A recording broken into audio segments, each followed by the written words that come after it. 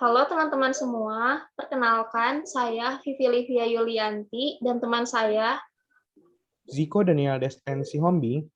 kami dari kelas B mata kuliah Material Science for Industry pada program KMMI Universitas Pendidikan Ganesha.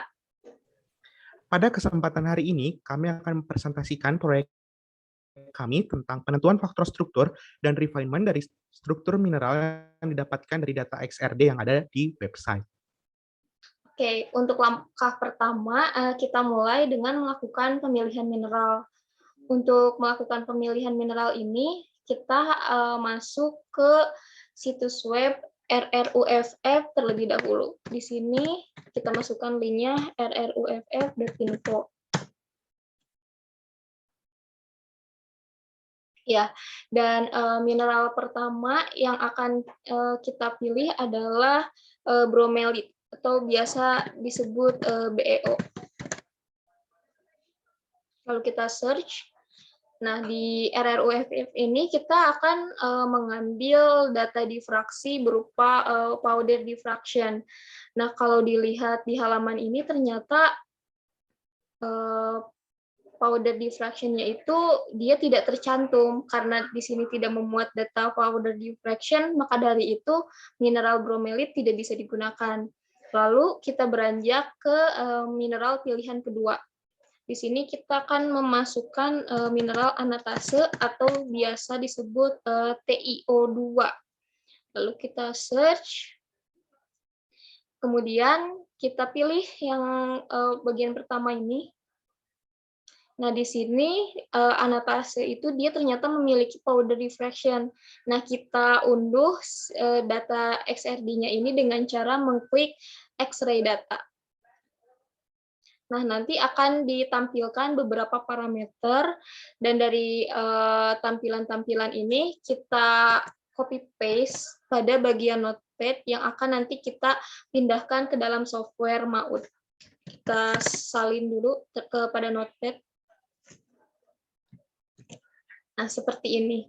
Kemudian, karena di sini kita akan melakukan refinement, maka refinement ini kan dia itu adalah pencocokan data pada RRUFF dengan data yang ada pada Crystallography Open Database. Jadi nanti di situs web COD itu kita akan memilih satu mineral atau kita akan mengambil satu data XRD lagi untuk disesuaikan dengan XRD yang ada di RRUFF sebelumnya. Kita masuk dulu ke situs web crystallography.net. Nah, kemudian di sini kita search, dan kita masukkan nama mineralnya, yaitu anatase. Lalu kita send.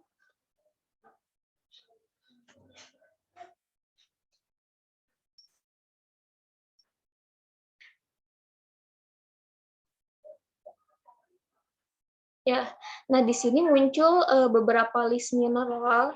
Nah, untuk memilih mana yang akan kita masukkan ke dalam software, di sini kita sesuaikan terlebih dahulu dengan parameter dari data XRD yang kita download sebelumnya di RRUFF, di mana data XRD dari RRUFF itu dia memberikan nilai parameter selnya itu untuk nilai A yaitu 3,799, nilai B-nya 3,799, nilai C-nya 9,539, dan alfa beta gamanya itu 90. Nah, jika dilihat dari parameter sel pada web COD, ternyata list pada data yang pertama ini dia memiliki kesesuaian, di mana nilai A-nya itu 3,73, B-nya 3,73, C-nya 9,37, dan alfa beta gamanya 90. Maka kita akan mendownload data di list yang pertama ini untuk kita lakukan refinement dengan data XRD dari RRUFF sebelumnya. Nah, setelah di-download dengan mengklik chip, lalu kita masuk ke software MAUD. Oke, kita masuk.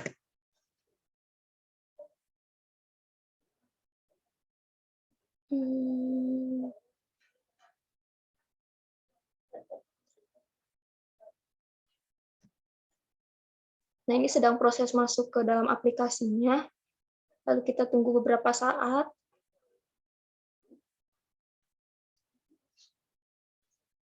Selanjutnya, kita akan melakukan refinement terhadap dua data yang telah kita download sebelumnya. Yang pertama, pada bagian dataset ini kita masukkan data XRD yang berasal dari RRUFF dengan cara mengklik file, lalu klik load data file. Setelah itu kita masukkan file XRD anotase yang telah di-download sebelumnya. Nah, ini dia data XRD dari powder diffraction pada RRUFF. Selanjutnya, kita masukkan lagi data XRD kedua yang berasal dari situs web COD dengan cara mengklik paste. Kemudian kita masukkan ini, kita klik load an object from a chip. Selanjutnya, kita masukkan notepad yang telah kita download sebelumnya atau file chip dari data COD. Nah, ini dia. Kita klik bagian ini, kemudian choose. Nah, selanjutnya kita gunakan compute spectra. Nah, di sini bisa terlihat ya bahwa ada data XRD dari RRUFF, dan yang merah ini itu adalah data XRD yang berasal dari chip. Di sini bisa terlihat bahwa kedua data tersebut ternyata tidak tumpang tindih, sehingga walaupun refinement ini telah dilakukan beberapa penata ulangan, dia harus dilakukan ulang terlebih dahulu refinement-nya, seperti itu. Ya sudah, untuk selanjutnya yaitu penentuan faktor struktur akan dilanjutkan oleh teman saya Jiko Daniel Despen Sihombing. Baik, terima kasih Vivi.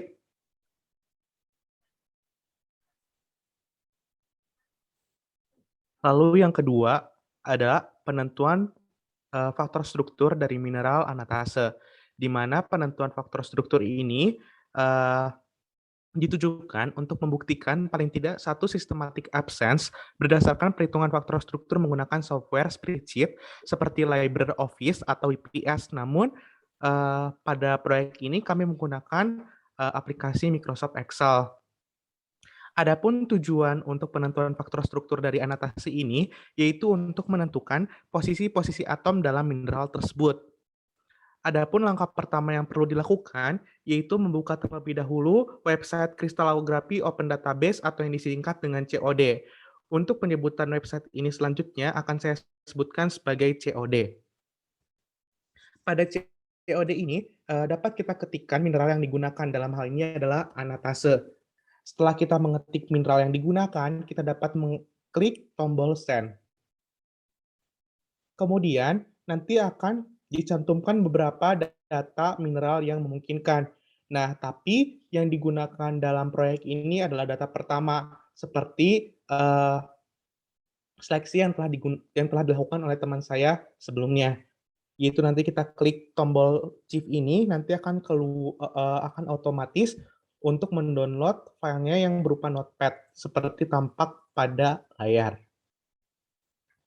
Setelah kita buka file notepad-nya, nanti kita lihat terlebih dahulu dari nomor space group dari mineral anatase atau titanium oksida ini, di mana berdasarkan notepad ini dapat kita lihat bahwa nomor space group dari anatase ini yaitu sebesar 141.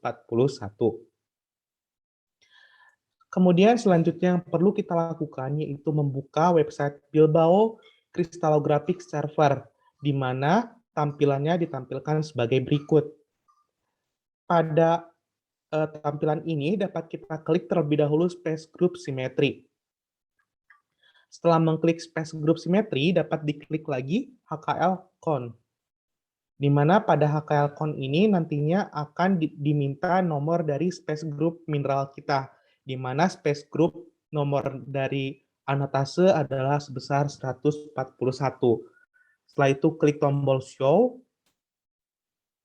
Setelah diklik tombol show akan muncul tampilan sebagai berikut, di mana pada tabel ini dapat kita lihat bahwa mineral anotase terbagi menjadi dua, ada general dan ada spesial, di mana pada proyek ini yang digunakan adalah pembuktian pada generalnya, yaitu penentuan faktor struktur yang bernilai harus sama dengan 0. Apabila hal tersebut telah terbukti pada bagian general, maka pada bagian spesialnya juga dia akan terbukti. Pada bagian general dapat kita lihat bahwa mineral alnatase memiliki multiplisitas sebesar 32 dengan beberapa kondisi refleksi sebagai berikut. Dari beberapa kondisi refleksi ini, dapat kita pilih hanya satu saja kondisi refleksi yang akan digunakan pada proyek ini. Adapun kondisi refleksi yang akan digunakan yaitu dengan nilai 0 terbanyak. Hal ini dipilih dengan angka 0 terbanyak untuk memudahkan proses penentuan faktor struktur nantinya. Di mana dalam hal ini, angka 0 terbanyak yaitu berada pada 00L dan juga H00. Namun dalam proyek ini kami telah sepakat untuk memilih 00L untuk dapat dilakukan analisis. Pada 00L dapat kita lihat bahwa nilai L-nya itu merupakan 4N. Sehingga dalam hal ini kita perlu membuktikan bahwa pada nilai L yang bukan kelipatan 4, nilai faktor strukturnya haruslah sama dengan 0. Sebaliknya, apabila nilai L-nya merupakan kelipatan 4, maka nilai faktor strukturnya haruslah tidak boleh sama dengan 0. Selanjutnya kita drop ke bawah, kita klik tombol Show Week of Position, di mana berdasarkan tampilan ini nanti kita klik lagi Standard or Default Setting.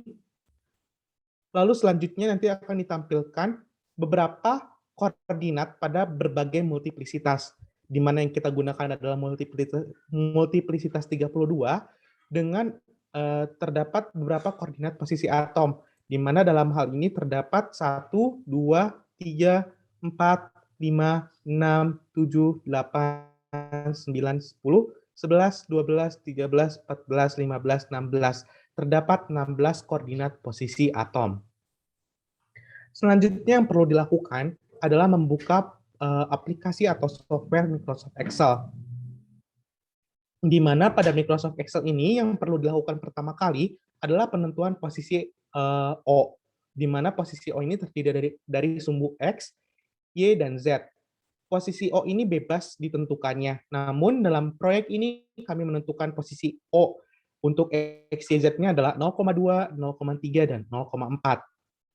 Lalu untuk pembuktian pada HKL yang bukan kelipatan 4, kami menggunakan nilai L sebesar 3, namun untuk yang kelipatan 4 kami menggunakan nilai L yang sebesar 4. Kami di sini akan membahas satu persatu, di mana pada HKL 003 terlebih dahulu. Berdasarkan week of position dapat kita lihat bahwa posisi koordinat atom itu ada 16, di mana posisi atom pertama disimbolkan dengan P1, posisi atom kedua disimbolkan dengan P2, hingga posisi atom ke-16 disimbolkan dengan P16. Selanjutnya setelah itu, kita perlu melihat lagi tabel dari week of position, di mana pada tabel week of position ini, koordinat pertama adalah X, Y, Z, sehingga pada posisi atom pertama di sini ada X, Y, Z berturutan dari atas hingga ke bawah. Di mana di sini ada X, Y, Z-nya berarti yang X-nya sama dengan B2 yang ini berarti 0,2, lalu yang Y-nya adalah C2 bernilai 0,3 dan Z-nya adalah 0,4 sama dengan D2.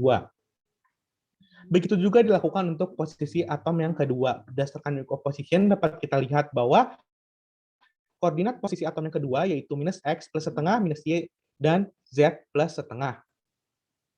Di mana di sini kita lihat bahwa pada P2 nilai X-nya yaitu pada minus B2 plus setengah.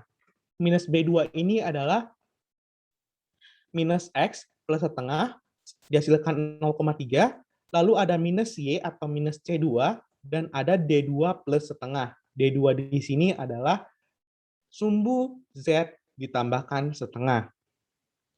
Hal ini dilakukan untuk ke-14 posisi atom lainnya.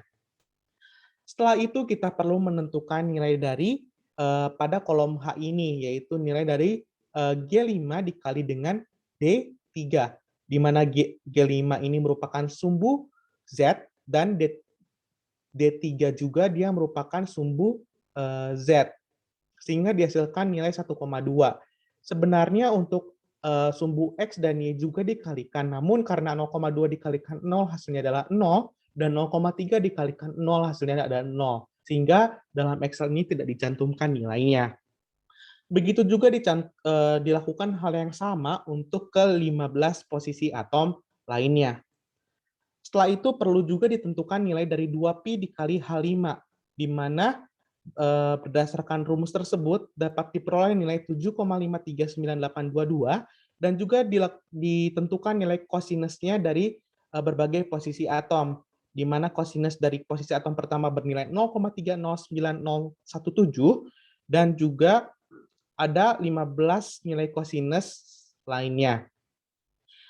Dengan menjumlahkan seluruh nilai dari kosinus ini, dapat ditentukan nilai faktor struktur, di mana faktor strukturnya bernilai 0. Karena nilai faktor struktur yang bernilai 0 pada L yang bukan kelipatan 4, maka dapat dibuktikan bahwa proyek ini telah berhasil dilakukan. Hal yang sama juga dilakukan untuk membuktikan bahwa pernyataan tadi benar, yaitu dengan membuktikan pada nilai L yang kelipatan 4. Di sini dapat kita lihat bahwa disantumkan ke-16 posisi atomic of position, dan dilakukan juga hal yang sama sehingga dihasilkan nilai kosinus untuk nilai HK004. Dari nilai kosinus ini, kita jumlahkan nantinya dengan menggunakan operator sum, sehingga dihasilkan nilai faktor struktur atau Fs senilai minus 12,9443. Nilai faktor struktur yang tidak sama dengan 0 ini pada kelipatan 4 menyatakan bahwa proyek telah berhasil dilakukan. Sekian presentasi untuk penentuan faktor struktur, saya kembalikan kembali pada teman saya.